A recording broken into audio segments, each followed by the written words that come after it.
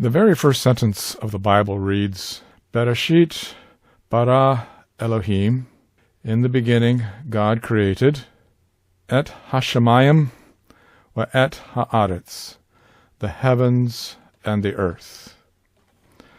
The Hebrew word that is translated here as God is Elohim. The origin and root of this word Elohim is its first two consonant letters, Aleph Lamed, which as a standalone word is pronounced El.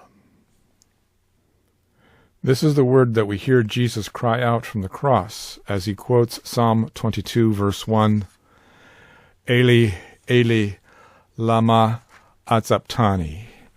My God, why have you forsaken me? The Hebrew word El means God, a God, or mighty one.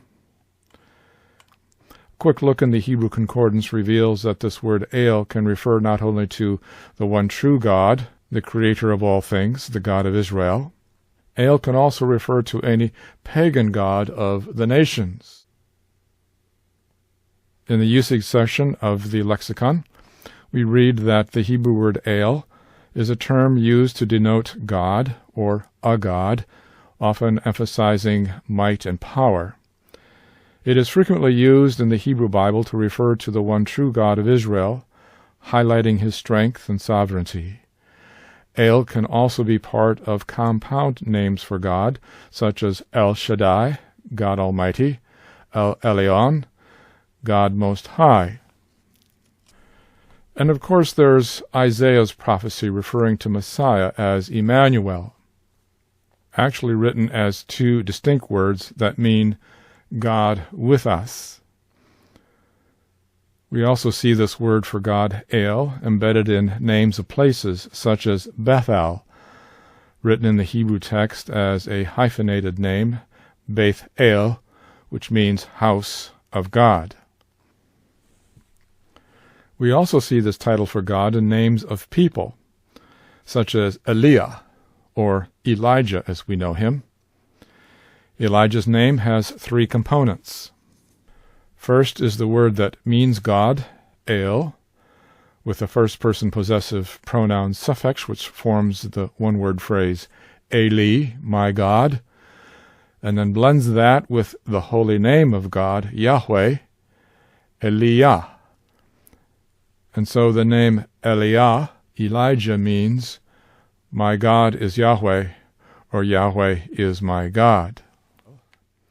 An expanded and more formal form of El is Eloah, which like its parent form can mean both the one true God as well as any god of the nations. Eloah is a singular noun which we find only 60 times in the Old Testament, and mostly in the book of Job and the Psalms.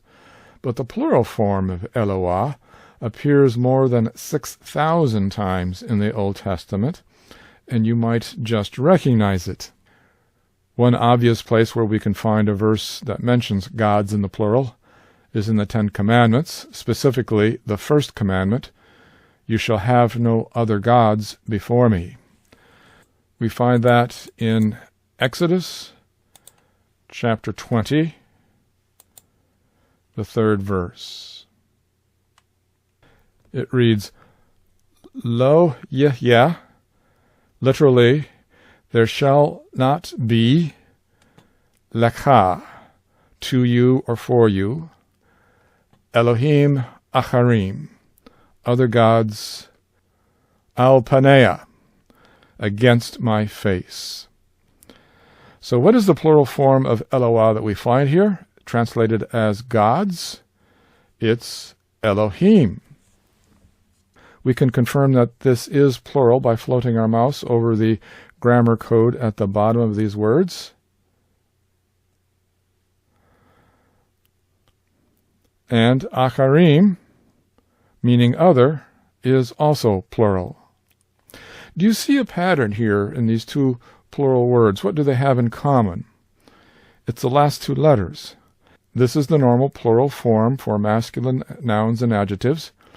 So if Elohim is plural here, referring to gods, is Elohim in Genesis 1:1, referring to the one true God, spelled the same way? And if so, is it also plural? Here we find Elohim spelled identically to the word that is plural that we have just read in the first commandment. Again, looking at the grammar code below the word, here we see that, yes, Elohim here in Genesis 1:1 is plural.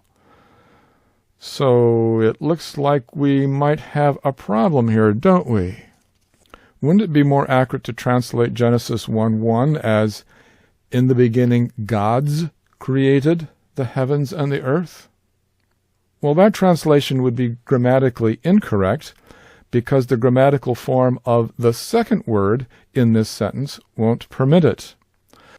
Bara is a verb meaning create, and the form of bara here tells us that the one doing the creating is singular.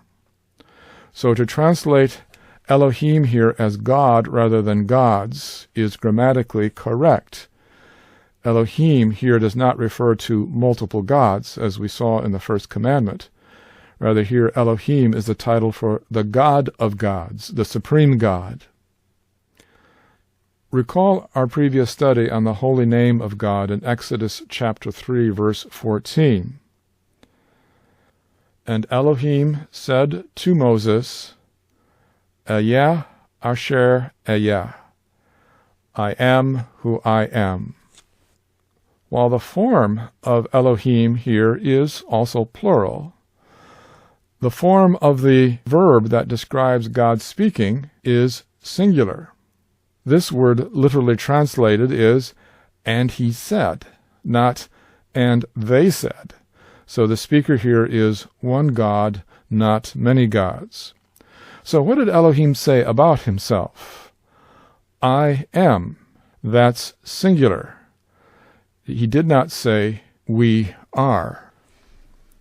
And as if this were not clear enough, in Deuteronomy chapter 4 we read, starting at verse 35, It was shown to you that you might know that Yahweh, He, that's singular, is Ha-Elohim, the God, and there is no other beside Him, again, singular. Both of these describing Elohim are singular pronouns. And remember our study in Deuteronomy chapter 6, verse 4. Shema Yisrael, Yahweh Eloheinu, Yahweh Echad. Hear, O Israel, Yahweh Eloheinu, this is still a plural form of Eloah, but singular in meaning. Yahweh is one, singular. And we find a dozen more passages like this throughout the Old Testament. So that begs the question. We see that the word Elohim is plural in form, and when it refers to the gods of the nations, its meaning is also plural, as are the adjectives and verbs that accompany it.